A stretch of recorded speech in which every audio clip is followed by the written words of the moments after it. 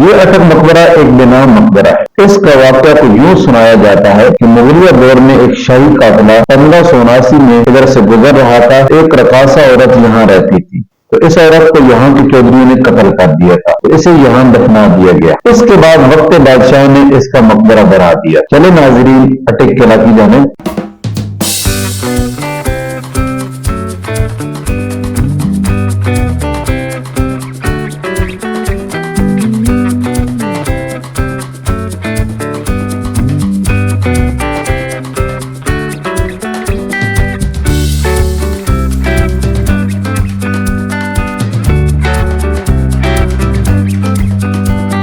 ناظرین سیکورٹی کے پیش نظر ہمیں اٹک قلعے کے اندر جانے کی اجازت تو نہیں ملی، مگر باہر سے نظارہ کرنے کا موقع ضرور دیا گیا ہے۔ ناظرین آپ کو بتاتے چلیں کہ اٹک قلعہ 1581 عیسوی میں مغل شہنشاہ جلال الدین محمد اکبر کے حکم پر خواجہ شمس الدین کے زیر نگرانی 2 سال 2 ماہ کی مدت میں تعمیر ہوا۔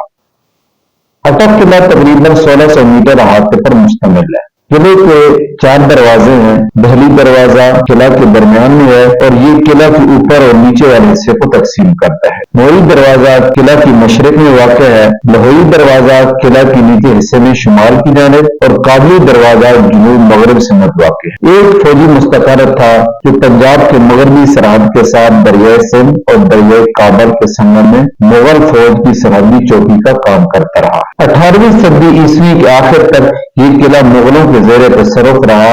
1816 میں سکھوں نے قلعے پر قبضہ کر لی۔ بعد ازاں 1442 عیسوی میں انگریز حکومت اس قلعے پر قابض ہو گئی۔ 1947 میں قیام پاکستان کے بعد قلعہ 7 ڈویژن ہیڈ کوارٹر کو سونپا گیا اور 1952 میں یہ قلعہ اسپیشل سروس گروپ کے حوالے کر دیا گیا۔ 1996 تک 3 کمانڈو پانڈا بٹالین اٹک قلعہ میں قیام پذیر رہی۔ 1996 میں دل کمان گلدم بٹالین چراغ سے کوچ کر کے یہاں آ گئی۔ 2012 تک یہاں قیام کیا۔ 1 اپریل 2012 سے اٹک قلعہ 2 کمانڈو اور سمام بٹالین کا سکن قرار پایا۔ اس وقت سے اس تاریخی عسکری مستقر کو فضاؤں میں السمام بٹالین کے نعرے اللہ اکبر کی صدائیں سنائی دے رہی ہیں۔ چلے ناظرین اٹک پول کی طرف چلتے ہیں۔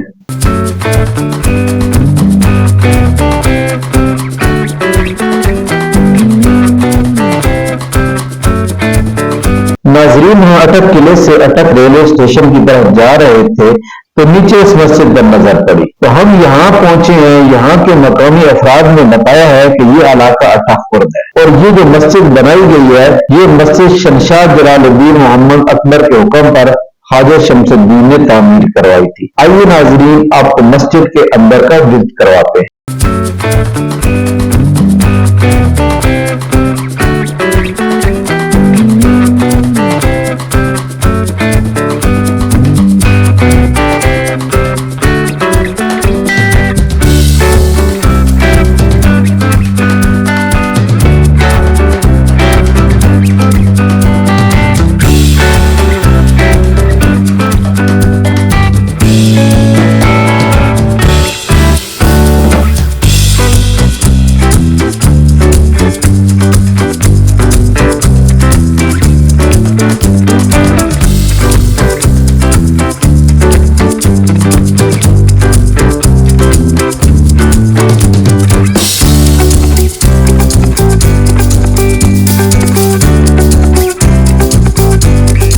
ناظرین پاکستان کا خوبصورت دلفریب اور متاثر کن ریلوے اسٹیشن یہ اٹک فورٹ صوبہ پنجاب کا آخری ریلوے اسٹیشن جو اٹک فورٹ کے نام سے جانا جاتا ہے۔ اس کی خوبصورتی اپنی مثال آپ ہے۔ پہاڑوں میں گھرے اس خوبصورت اسٹیشن اور اس کی برطانوی طرز کی عمارت کو دیکھ کر آپ یقیناً ایک بار انگریز دور میں لوٹ جائیں گے۔ 1884 میں قائم ہونے والا یہ اسٹیشن اٹک فورٹ پل بننے کے 4 سال بعد قیام میں آیا۔ آپ کو دریائے کابل اور دریائے سندھ کے اوپر بنا ریلوے پل جس کا قیام 1880 میں ہوا وہ بھی آپ کو بعد میں ہم دکھائیں گے۔ ناظرین جس ریلوے اسٹیشن پہ میں کھڑا ہوں یہ اٹک فورٹ ریلوے اسٹیشن ہے۔ یہ ریلوے اسٹیشن منفرد اور تاریخی حیثیت کا حامل ہے۔ قدرتی حسن سے مالا مال ضلع اٹک اپنی مثال آپ ہے۔ بہتے دریا، مدنی نالے، سنگلاگ پہاڑ اور پہاڑوں کے دامن میں ریلوے اسٹیشن انتہائی دلکش نظارہ پیش کرتا ہے۔ 1881 میں تعمیر ہونے والا یہ ریلوے اسٹیشن فن تعمیر کا شاندار نمونہ ہے۔ انگریزوں نے اپنی ریاست کو افغانستان تک پھیلانے کے لیے اس ریلوے اسٹیشن کی تعمیر کی تھی اور ریلوے ٹریک پشاور سے افغانستان کے بارڈر تک پہنچایا۔ خوبصورت ریلوے اسٹیشن میں ایک چھوٹا سا ریلوے میوزیم بھی موجود ہے، جہاں پر اس اسٹیشن کے قیام سے لے کر اب تک کچھ نادر اشیاء موجود ہیں۔ آئیے ناظرین آپ کو میوزیم کا وزٹ کرواتے ہیں۔ چلیں ناظرین چلتے ہیں میوزیم کی طرف۔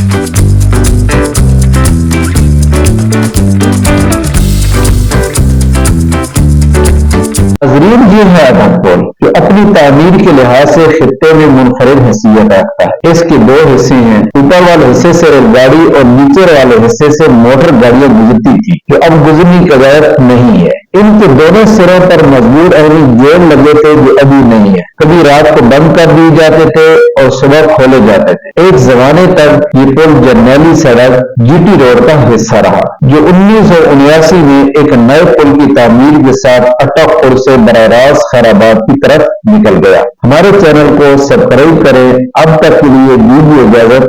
اللہ حافظ۔